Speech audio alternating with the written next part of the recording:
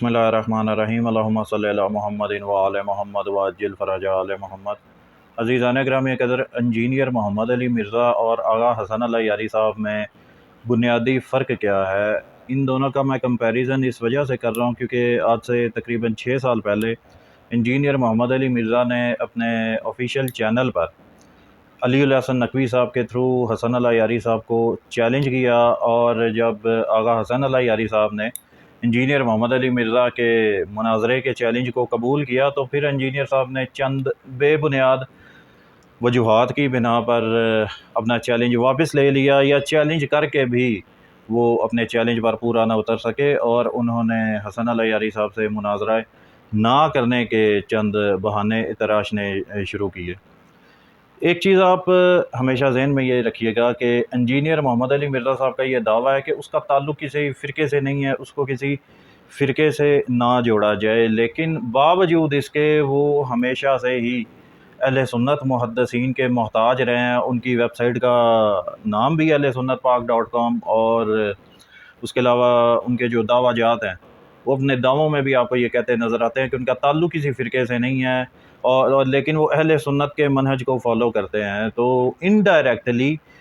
असल में वो ये सबके सामने बात रखते रहते हैं कि उनका ताल्लुक़ अहले सुन्नत से ही है। और दूसरी तरफ आगा हसन अल यारी साहब हैं, उनका ये मौक़िफ़ है या उनका ये दावा है कि वो उनका ताल्लुक़ अहले तशय्यो मनहज से है, वो अहले तशय्यो हैं। लेकिन जो हमारे यहाँ इस्ना अशरियों में भी आगे असूली और अखबारी की इस्तिलाह है, इससे भी वो आज़ाद हैं, यानी वो भी ये नज़रिया रखते हैं या अपना ये मौक़िफ़ रखते हैं कि उनका असूली अखबारी से भी कोई ताल्लुक़ नहीं है, वो अपनी एक आज़ाद सोच और आज़ाद फ़िक्र रखते हैं। तो यहाँ पर अगर देखा जाए तो इंजीनियर मोहम्मद अली मिर्ज़ा अपने दावे पर पूरा नहीं उतरता, और दूसरी तरफ अल यारी साहब हैं, उनके अक़ायद व नज़रियात से साफ़ ये चीज़ वाज़ेह है कि ना तो वो असूली हैं और ना ही वो अखबारी हैं। और अगर सिर्फ इन्हीं दोनों चीज़ों को देखा जाए तो अल यारी साहब अपने नज़रिए और अपने मौक़िफ़ पर कायम रहते हैं, और इंजीनियर मोहम्मद अली मिर्ज़ा साहब जो हैं ये अपने नज़रिए और अपने मौक़िफ़ पर कभी भी ये एक साथ नज़र नहीं आए, यानी इनके कौल व फ़ेल में हमेशा तज़ाद नज़र आता है। और अगर इन दोनों के इल्मी लेवल का अगर मुकाबला किया जाए तो इंजीनियर मोहम्मद अली मिर्ज़ा साहब, उनकी जो तहकीक है वो सिर्फ़ और सिर्फ सिहाए सिता पर है। और उसके अलावा जो अहले सुन्नत के मुहद्दिसीन गुज़रे हैं उनमें इनके इंजीनियर मोहम्मद अली मिर्ज़ा साहब के एक उस्ताद ज़ुबैर अली ज़ई, जो कि एक अहले हदीस फ़िरके से ताल्लुक़ रखते थे, और एक इनके उस्ताद मौलाना इसहाक़ साहब, वो भी अहले हदीस फ़िरके से ही उनका ताल्लुक़ था। अब ये दोनों वफ़ात पा चुके हैं। और जहाँ पर तहकीक की बात आती है तो हमेशा इंजीनियर मोहम्मद अली मिर्ज़ा साहब जो हैं वो शेख ज़ुबैर अली ज़ई के सामने झुकते हैं, यानी उनकी तहकीक को अपनाते हैं, और बाकी के जो इनके हम ख़याल हैं उनको ये रद्द करते हैं सिर्फ़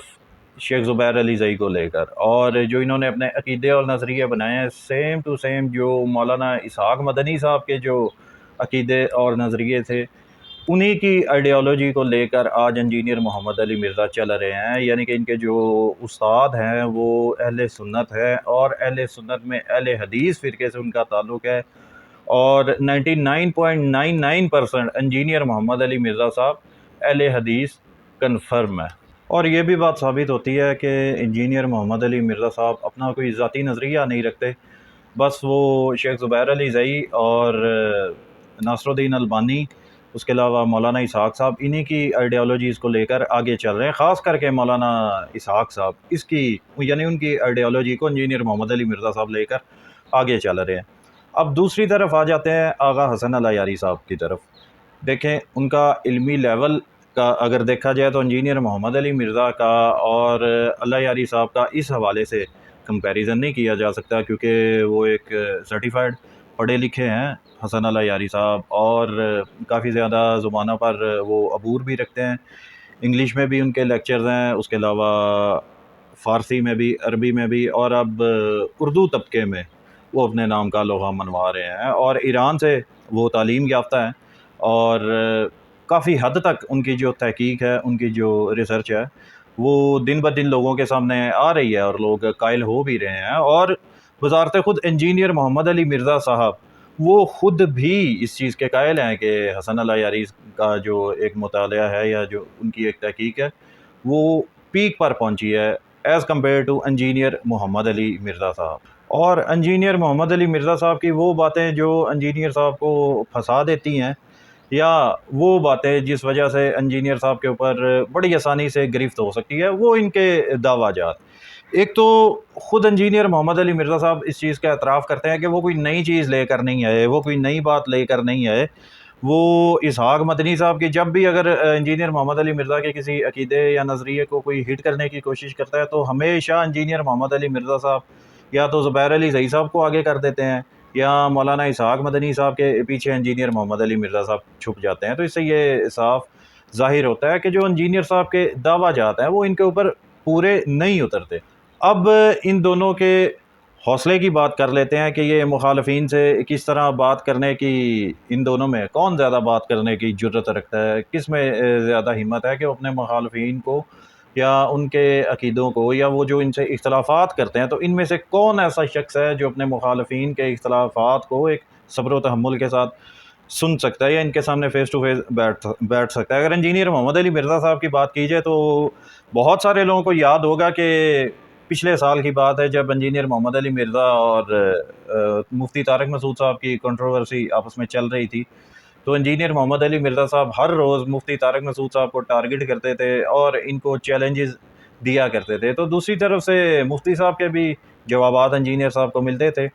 لیکن ایک دفعہ انجینئر محمد علی مرزا صاحب نے جو غلطی کر لی، ان کو دعوت دے دی کہ جی آپ جیلم میں آئے، آپ میرے ساتھ فیس ٹو فیس بیٹھ کے بات کر سکتے ہیں. اور جب مفتی طارق مسعود صاحب جیلم تشریف لے کر گئے تو انجینئر محمد علی مرزا صاحب تقریباً 1-1.5 ہفتہ لاپتہ رہے. اور دوسری طرف سوشل میڈیا پر یہ جو ان کے پبلک لائیو سیشنز چلتے ہیں جن میں یہ دکھایا جاتا ہے کہ جی انجینئر محمد علی مرزا صاحب جو ہیں وہ باقی مکاتب فکر کے لوگوں کے لائیو سوالات لیتے ہیں اور ان کے لائیو جوابات دیتے ہیں. انجینئر محمد علی مرزا کی طرف تو بعد میں آتے ہیں، لیکن پہلے اسی چیز کو مد نظر رکھتے ہوئے اگر ان کا یہ آپس میں جو کمپیریزن ہے اگر دیکھ لیا جائے، سب سے پہلے اگر اللہ یاری صاحب کی بات کرتے ہیں کیونکہ یہ مختصر بات ہے، اور انجینئر صاحب کا جو لائیو سیشن کا جو ان کا بھانڈا ہے وہ بھی پھوٹنے والا ہے، وہ تھوڑی اس میں زیادہ تفصیل ہوگی، اس لیے بعد میں اس کو ڈسکس کرتے ہیں. اچھا جی، حسن اللہ یاری صاحب، یہ سب لوگ اس چیز کے گواہ ہیں کہ وہ ہمیشہ سے یہ بات کہتے ہیں کہ جو میرے مخالفین ہیں یا جو لوگ مجھ سے اختلاف کرتے ہیں کسی بھی چاہے مکتبہ فکر سے ہوں، وہ میرے ساتھ آئیں، لائیو فیس ٹو فیس بیٹھ کر بات کریں. اور جب اللہ یاری صاحب کے لائیو سیشنز دیکھے جاتے ہیں تو تقریباً ہر مکتبہ فکر کا بندہ جو اللہ یاری سے اختلاف رکھتا ہے اس کو خود اللہ یاری صاحب اپنے لائیو سیشن میں بلاتے ہیں اور ان کے سوالات لیتے ہیں، ان کے سوالات کے جوابات دیتے ہیں، ان کے ساتھ مباحثے کرتے ہیں، ان کے ساتھ ڈیبیٹس کرتے ہیں، ان کے ساتھ مناظرے کرتے ہیں. یہ حسن اللہ یاری صاحب کا اپنے مخالفین سے بھی یا جو ان سے اختلافات رکھتے ہیں ان سے بھی بات کرنے کا یہ ان کا ایک طریقہ کار ہے. اب آ جاتے ہیں جی جو انجینئر محمد علی مرزا صاحب ہیں. ایک تو انہوں نے قید یہ لگائی ہے کہ ان سے اختلاف کرنے والا باقی اور کسی مکتبہ فکر کی جو جانی پہچانی شخصیت ہے وہ ان کے لائیو سیشن پہ نہیں آ سکتی، وہ ممنوع قرار دیے گئے ہیں. اور ایک ان کی یہ چیز ہے کہ مثال کے طور پر ایک آج لائیو سیشنز ہے جی، تو کوئی بھی نہیں کہ اپنے جو فرقہ ہے یا ان کے اپنے جو گروہ کے لوگ ہیں وہ زیادہ تر اجازت بھی انہیں کی ہوتی ہے کہ وہی آگے سوالات کرتے ہیں، اور وہ بھی اس طرح سے آگے کرتے ہیں کہ آج سوال کرنا ہے اور اس کا جو جواب ہے وہ کل پرسوں ترسوں ملے گا. اور سوال آپ انجینئر محمد علی مرزا صاحب سے ڈائریکٹ کر بھی نہیں سکتے. انجینئر صاحب کے جو 2 فینز ہیں بلال شاہد، ان کا چینل اس حوالے سے مشہور ہے کہ یہ اپنے ہی لوگوں کو لے کر آتے ہیں اور وہ اپنی لائف سٹوریز کچھ اس طرح کے ہوتے ہیں، اور ان کی کوشش ہوتی ہے کہ جو ان سے اختلافات کرنے والے لوگ ہوتے ہیں وہ بہت کم آیا کریں. اب میں اپنا آپ کو ذاتی ایک جو میرے ساتھ پرسوں ایک چیز بیتی ہے انجینئر محمد علی مرزا صاحب کے لائیو سیشن سے یا ان سے جو سوالات کرنے ہوتے ہیں ان کے طریقہ کار سے، وہ میں آپ کو بتاتا ہوں. پرسوں میں جاتا ہوں انجینئر محمد علی مرزا صاحب کے وہ جو 2 بلال شاہد ہیں، لیکن اس دن وہ لوگ تو نہیں موجود تھے، ایک اور بھائی تھے، عمران بھائی شاید ان کا نام ہے، وہ اس دن لائیو سیشن جو تھے وہ ہینڈل کر رہے تھے. یہ پرسوں والے لائیو سیشن میں اگر ان کے چینل پر کوئی دیکھے جو سیکنڈ لاسٹ شخص تھا وہ میں تھا، اور میرے بعد ان لوگوں نے اپنا وہ لائیو سیشن جو تھا وہ اینڈ کر دیا تھا۔ میرے بعد ایک اور لڑکا آیا تھا، اور وہ 1-1.5 منٹ ہی وہ اس کے ساتھ یہ بات کر سکے ہیں، تو اچانک سے جو ہوسٹ تھے انہوں نے کہا کہ جی آج کا جو لائیو سیشن ہے وہ اینڈ ہوا چاہتا ہے۔ اب اس لائیو سیشن میں ہوا کیا ہے، میں صرف یہ اپنا جو میرے ساتھ پرسوں ایک واقعہ پیش ہے وہ میں آپ کو بتا دیتا ہوں۔ تو انجینئر محمد علی مرزا صاحب کے جو لائیو سیشنز ہیں، اس کا سارے کا سارا بھانڈا جو ہے میں سمجھتا ہوں اسی بات میں ہی پھوٹ جائے گا۔ تو جیسے میں ان کے لائیو سیشن پر گیا، ان سے میں نے سب سے پہلے ایک یہ بات پوچھی کہ یار ہمارے ایک میسم بھائی ہیں، وہ آپ کے چینل پر اکثر آتے رہتے ہیں اور بڑے اچھے طریقے سے وہ آپ سے بات کرتے ہیں، تو کافی دن ہو گئے ہیں میں ان کو دیکھ نہیں رہا ہوں، آپ کے لائیو سیشن پر نہیں آئے اور آپ لوگوں نے ان کو بلاک کر دیا ہوا ہے۔ اگر میسم بھائی نے اگر کسی قسم کی کوئی بدتمیزی کی ہے تو آپ مجھے بتائیں، میں اس کے کان کھینچوں گا، میسم سے میں پوچھوں گا کہ یار اتنے اچھے طریقے سے وہ بات کرتے ہیں تو کس وجہ سے انہوں نے بلاک کیا۔ اچھا، بلاک انہوں نے اس وجہ سے کیا تھا کہ وہ ایک چیز کو لے کر بار بار اس سے سوالات پوچھتے رہے انجینئر محمد علی مرزا صاحب سے، اور جب تسلی بخش جوابات نہیں دے سکے تو انہوں نے اسے بلاک کر دیا۔ اچھا، اب میرے اوپر انہوں نے وہاں پر یہ قید لگا دی کہ مجھے صرف ایک سوال پوچھنے کی اجازت ہے یا ایک سوال کرنے کی گنجائش ہے،